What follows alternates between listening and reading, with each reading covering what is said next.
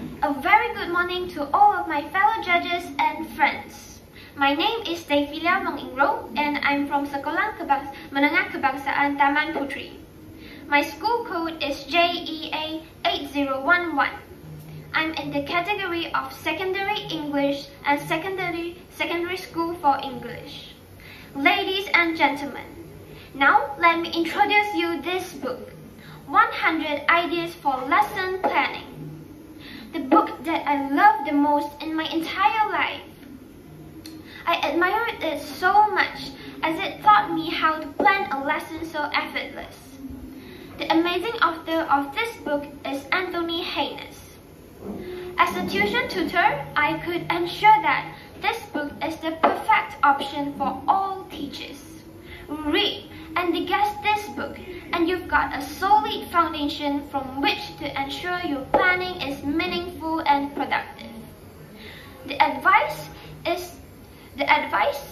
is brought to life with anecdotes from the author's own experiences and is underpinned by a sound understanding of how students learn and what makes an effective lesson. Ladies and gentlemen, when I first met this book, the 100 ideas that approaches on the book attracted me to grab it and read it as fast as I could. If we take a look at the book cover, we can see the book title, 100 Ideas for Lesson Planning, and the author of this book, Anthony Haynes. The cute fonts and the fun color combo of black, yellow, white, and blue already thrills my heart with its coziness. Besides that, it shows how easy and simple that we can plan a perfect lesson. Ladies and gentlemen, now let me explain to you a few topics and subtopics that I found it so effective and meaningful from this wonderful book. Firstly, it teaches you the purpose of planning and the needs, aims, and objectives, subjectives when you're planning a lesson. Next, you will get to know how students can learn something and how effectively from Section 3, Learning.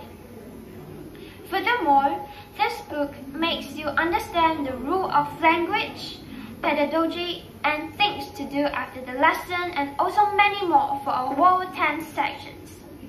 One of the ideas that I love to use the most is setting objectives.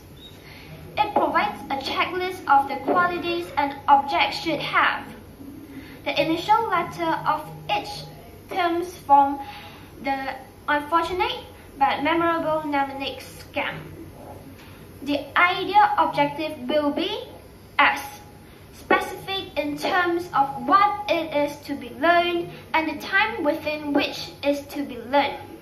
And next, C, capable of assessment.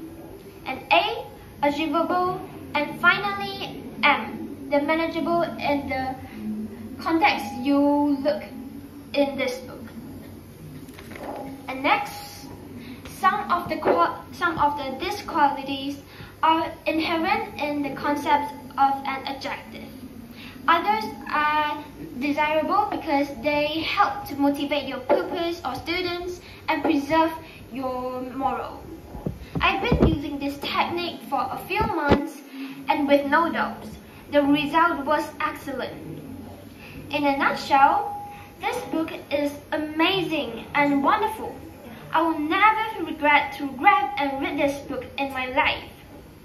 I will continue to apply these ideas from this book during my lessons in the future. Thus, I highly recommend every leaders, especially teachers, to read this book. Thank you.